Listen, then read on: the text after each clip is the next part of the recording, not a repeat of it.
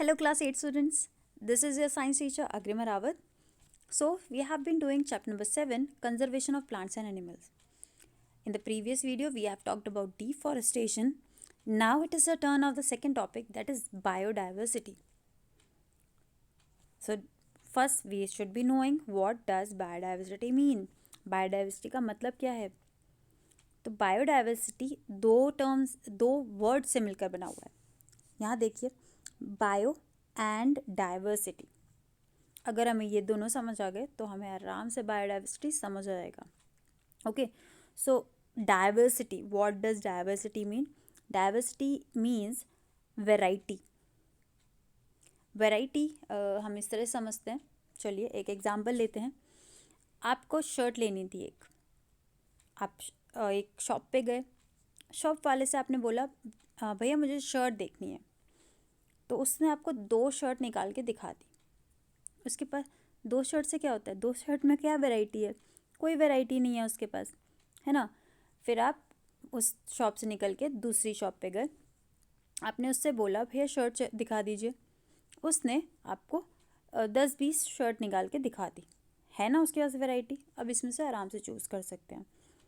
Okay, सो वही variety, ठीक है, वही वैरायटी कहाँ पे? बायो का मतलब होता है लिविंग ऑर्गेनिजम्स या लिविंग. ठीक है, तो लिविंग चीज़ों की वैरायटी या लिविंग ऑर्गेनिजम्स की वैरायटी, उसे हम कहते हैं बायोडाइवर्सिटी. ठीक है, तो हमारे बायोस्फेयर में, बायोस्फेयर का मतलब क्या है? ये जो हमारी अर्थ है ना, इसे हम बायोस्फेयर भी कहते हैं एक तरह से. क्यों? क्योंकि इसमें ये हमारी लाइफ इसमें है. ठीक है, इसमें जो आपकी चीज़ें हैं उसकी वजह से लाइफ बन पा रही है. तो बायोस्फेयर एक तरह से वो जगह जहाँ पे लाइफ पनप पाती है. ठीक है, तो हमारे बायोस्फेयर में जो बायोडाइवर्सिटी है, जो वैरायटी है ऑर्गेनिजम्स की, लिविंग ऑर्गेनिजम्स की, उसे ही हम आपकी क्या कहते हैं?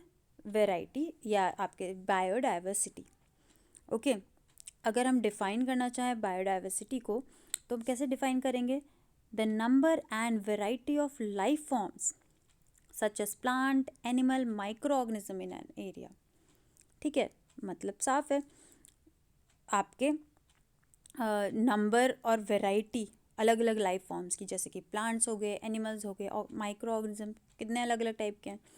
प्लांट्स भी आपके बहुत सारे टाइप्स के होते हैं, एनिमल्स तो बहुत सारे टाइप्स के होते हैं, माइक्रो ऑर्गेनिज्म भी बहुत सारे टाइप्स के होते हैं. इन सब की अलग अलग बहुत ज़्यादा वेराइटीज़ हैं. इसी को हम बायोडाइवर्सिटी कह रहे हैं. ओके, आगे देखें तो जो हमारे एक पर्टिकुलर जगह पे एक तरह के जो आपके एक जगह पे जो आपके प्लांट्स मिलते हैं, जितने भी प्लांट्स मिलते हैं उन सबको हम बोलते हैं फ्लोरा. ठीक है, तो फ्लोरा टर्म किसके लिए यूज़ करते हैं? प्लांट्स के लिए. ध्यान रखिएगा इसका. दूसरा, किसी एक जगह पे जो एनिमल्स मिलते हैं उन्हें बोलते हैं फौना. ठीक है, तो टर्म ध्यान रखिएगा. Flora is use for plants and fauna is use for animals. Okay, तो कैसे याद रखें इसे? किसी एक का भी याद हो गया ना, दूसरा अपने ऑटोमेटिकली दिमाग में बैठ जाएगा. फ्लोरा याद रख लो. फ्लोरा फ्लावर जैसा सुनाई दे रहा है ना थोड़ा बहुत, तो फ्लावर किससे रिलेटेड है? प्लांट से. तो इस तरह से आप याद रख लो. एक याद हो गया फ्लोरा, प्लांट से रिलेटेड. फौना ऑटोमेटिकली एनिमल से रिलेटेड है. जैसे कि मैं एक चीज़ बोलूँ कि this is a flora of this area. ठीक है, तो इसका मतलब ये एक प्लांट है इस एरिया का, है ना. तो फ्लोरा प्लांट के लिए यूज़ किया मैंने यहाँ पे. ओके, सो देख सकते हैं आप, ये है फ्लोरा. अलग अलग टाइप के फ्लोरा आपको मिल सकते हैं किसी जगह पे. और ये हो गए फौनाज. अलग अलग टाइप के फौनाज आपको एक जगह पे मिल सकते हैं. ओके, टर्म्स याद रखने वाली चीज़ है. आगे देखते हैं.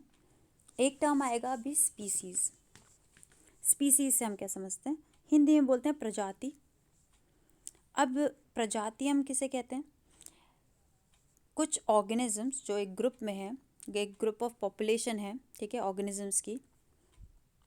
तो वो पॉपुलेशन जो एक साथ इंटरब्रीड कर सकती है, मतलब वो जैसे कि वो इंटरक्रॉस करके बच्चे पैदा कर सकते हैं, ठीक है, तो उन्हें हम स्पीसीज़ कहेंगे या प्रजाति कहेंगे। जैसे आपके ह्यूमंस हैं, ठीक है, ह्यूमंस एक पर्टिकुलर स्पीसीज़ है। क्यों? क्योंकि एक ह्यूमन दूसरे ह्यूमन के साथ मिलकर इंटरब्रीड कर सकता है, रिप्रोडक्शन कर सकता है ना, और उससे नई जनरेशन बन सकती है, ठीक है, उन्हीं को हम एक स्पीसीज़ में कंसिडर करते हैं। ओके, तो स्पीसीज़ हो गई यहाँ पे। अब कुछ जगहों पे क्या होता है, एक पर्टिकुलर टाइप का प्लांट मिलता है और वो उसी जगह पे मिलता है, उसके अलावा वो कहीं नहीं मिलता। या कोई एनिमल की बात करें, एक एनिमल एक जगह पे ही मिलता है, उसके अलावा कहीं नहीं मिलता। तो ऐसे स्पीसीज़ ऑफ प्लांट या एनिमल को हम क्या कहते हैं, एंडेमिक स्पीसीज़, जो सिर्फ एक ही पर्टिकुलर एरिया में मिलता है और कहीं नहीं मिलता, ठीक है। तो उस पर्टिकुलर प्लांट को या एनिमल को हम एंडेमिक स्पीसीज़ कहते हैं उस जगह का, ठीक है।